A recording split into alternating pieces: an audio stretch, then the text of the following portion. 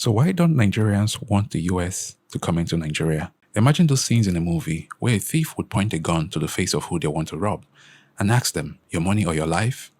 Now, in the case of Nigeria, it now looks like a gun have been pointed to the face of some Nigerians.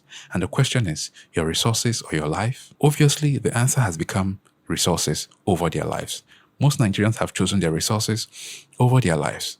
Most Nigerians believe that the US is coming to Nigeria to steal their resources rather than to save Christians. Now the question is, what resources are the US coming to steal? The same one that your government is using to pay off loans to the same US? That's the very big question. They are already collecting your resources via the amount of loans that your governments are taking. So I don't even know what resources you are still talking about. And the next question is, the same resources you're arguing about, do you have access to the resources?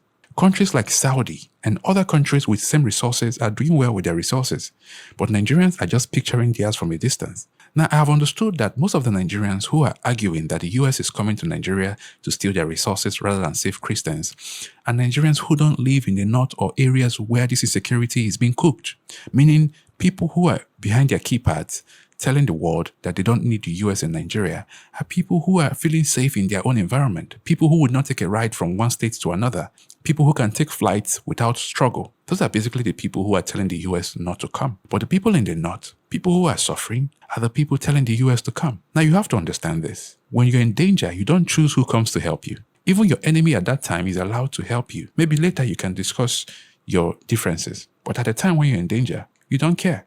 And that's the situation that most Nigerians are in right now. Now, this is a time when you know the people who are the real activists or not. As much as most people don't want the US in Nigeria because they know it's going to be chaos. But this is the time where you tell your government to stand up and do what they're supposed to do. Because the reason why the US is talking about Nigeria is because Nigeria is still not properly governed. If the Nigerian government is scared of the US, just as we have seen, now this is time for you to ask the Nigerian government to do the things that they need to do.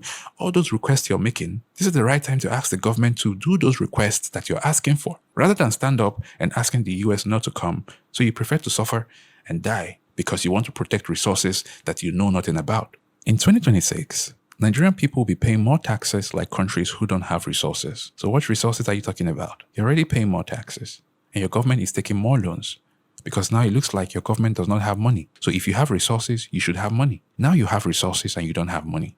So what does that mean? It simply means that you practically don't have resources and so you don't have the ones that the US wants to steal because currently you're paying the US with your resources in exchange for money. Since we don't want the US in Nigeria, can we at least ask the government to become more accountable? Can we at least strengthen democracy in Nigeria so that we can make the decisions and defend the government when need be?